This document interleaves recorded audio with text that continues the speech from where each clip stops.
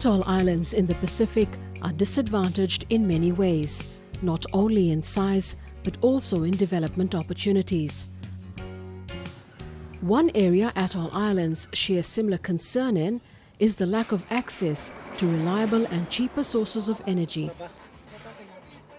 for mechanical power, lighting at night, and cooking. Absence of these essentials makes life difficult for atoll people, especially having easy access to potable water, which is a scarcity in many atoll islands. Any realistic hope for sustainable development in the atoll countries and in meeting the Millennium Development Goals requires access to at least 3 types of improved energy services. Energy for cooking, electricity for lighting, information, communication and technology, and appliances to support household and commercial activities, as well as the provision of social services and mechanical power to operate agriculture and food processing equipment to support enterprises and other productive use, and to transport goods and people. For atoll islands Kiribati and Nauru, having access to reliable and cheap sources of energy is still a major challenge. In Nauru, while the state provides power to its people, the national grid doesn't generate enough electricity from its diesel generators to meet the populace' domestic demands, let alone the commercial sector. Power is rationed on a 4-hourly basis each day of the week. So if you're working, there's no one at home to do the cooking, to meet the children when they come back for lunch, when they come back from school at 1:30, 2 o'clock, then this causes a lot of adjustment, and the power changes over every week. So I'll get, say this week, my side of the island, our power goes off at 8 o'clock in the morning, comes back at 12 afternoon, goes off at 4 o'clock in the evening, comes back on at 8, and then turns. So in that week, I have to adjust to that program. With you living on the other side of the island, you're the reverse side of my power cuts. So it means that this week I will be running on this program. The following week I change my program because I have to catch the power.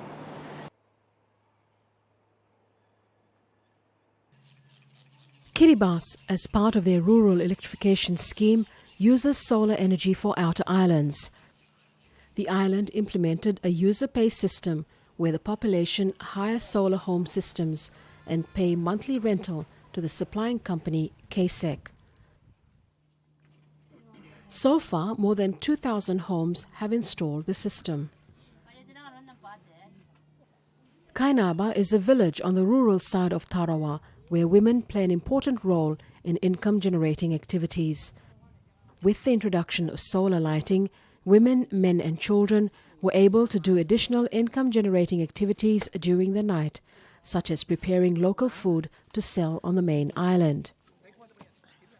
The benefits that the rural community gets from this project, especially the household, the women find it very easy to do their jobs during the night, household work. When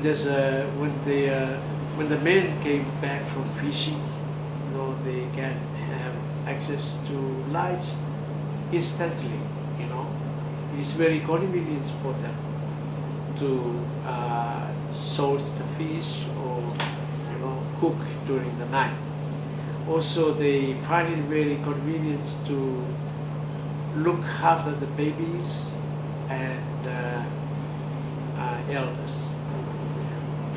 We have seen many cases where the children can study, use the light to study, because before the project was implemented, they normally use kerosene lights, and we have seen that, from the records of the intake of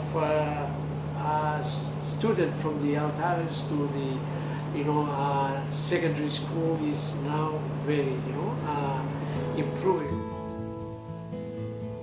Both the islands have similar characteristics because of their atoll nature.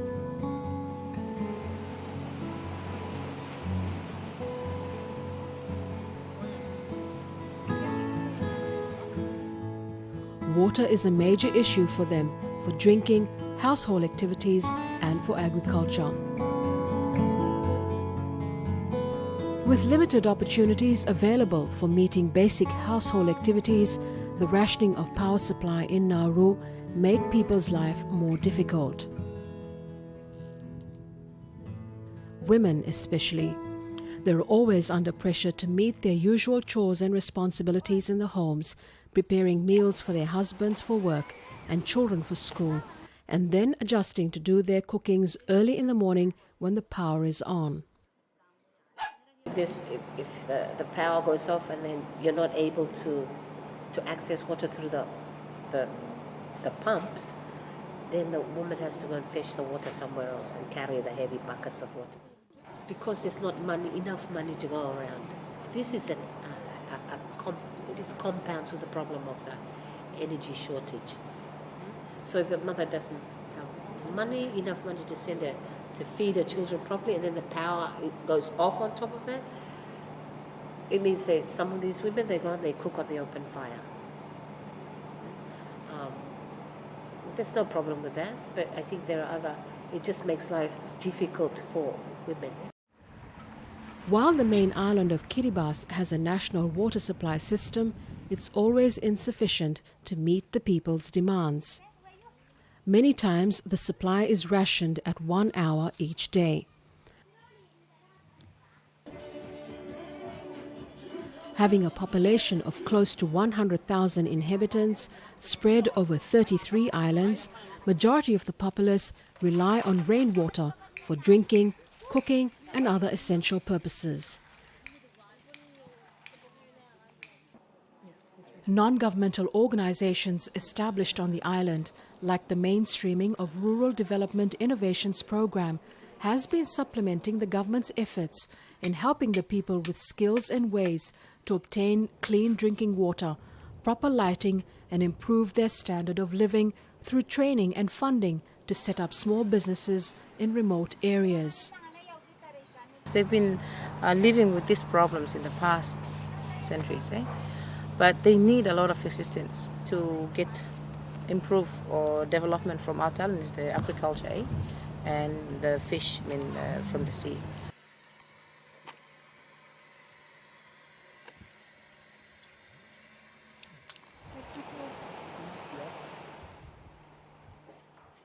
Nauru and Kiribati are non-agriculture islands because of high water salinity and poor soil. However, people have been encouraged and taught ways by SPC Land Resources Division, and recently, with Taiwan's assistance, to overcome these difficulties and are able to grow their own vegetables for domestic consumption and income.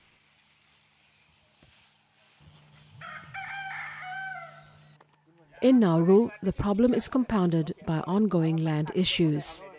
Households were shown an alternative, which is to grow their vegetables in containers. It is a new concept for us, so it is still in its early stages. We have changed our approach from community sites to household kitchen gardens now, and we've actually tried to promote container growing. Like Nauru, the men and women in Kiribati are also taking the initiative to improve their lives through basic agriculture practices and use of renewable energy technologies. Women in both the atoll island countries are at the forefront of implementing these practices. I want to talk about the women's before in the past, that women depended entirely on men or their husbands to win a living. In these days, women have learned many skills that they can use for earning living. Stand still. 1, 2, away now. Web.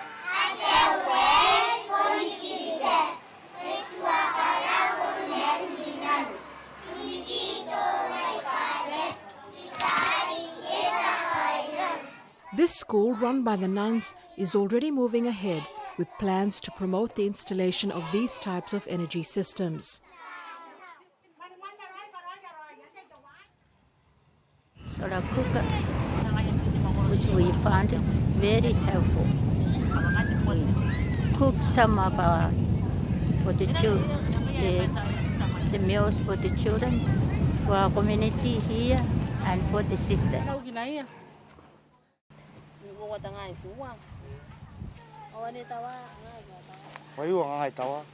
In one of the villages on South Tarawa, visited by SOPAC team, a farmer was able to buy a small diesel generator for lighting needs from his local produce.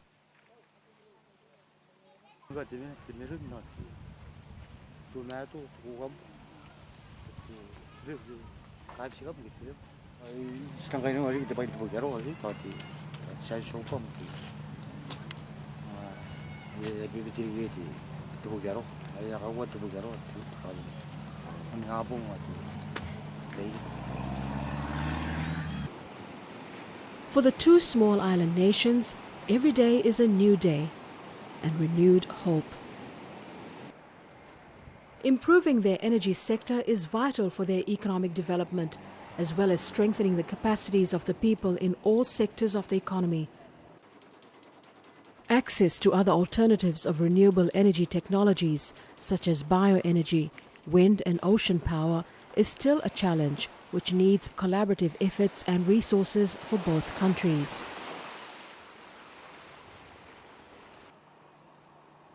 The implementation of their new energy policies are important for these efforts to be realized.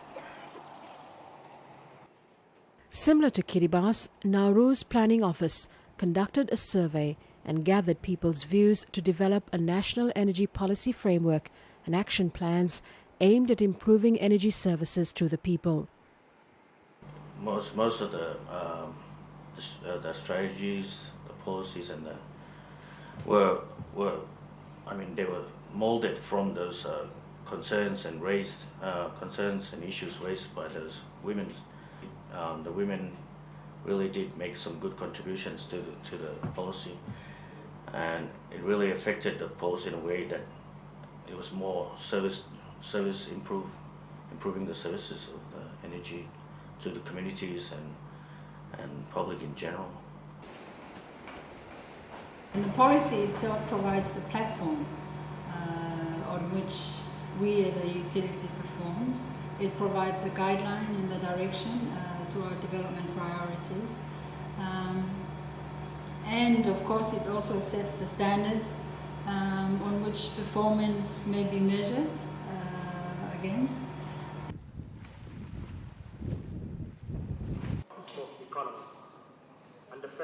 The Pacific Islands Forum Secretariat with SOPAC has been assisting Pacific Island countries with developing their own energy policies in an effort to harness and maximize the use of renewable energy sources like solar and coconut oil.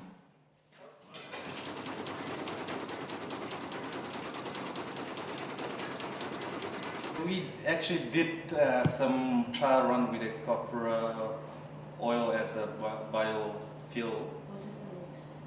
We were not successful with the 100% mix, so we have to do with the diesel mix and the kerosene mix on a ratio, I think, on a 70-30. In Nauru, having access to 24 hours of electricity is top of the country's list of priorities. As part of its development plan, Nauru has ventured into finding solutions to curb problems associated with the high fuel cost needed for consistent power supply. These include undertaking energy efficiency activities and the introduction of renewable sources of energy technologies. Under the REP 5 EU-funded project, Nauru was supplied with a 40 kilowatt grid-connected solar PV.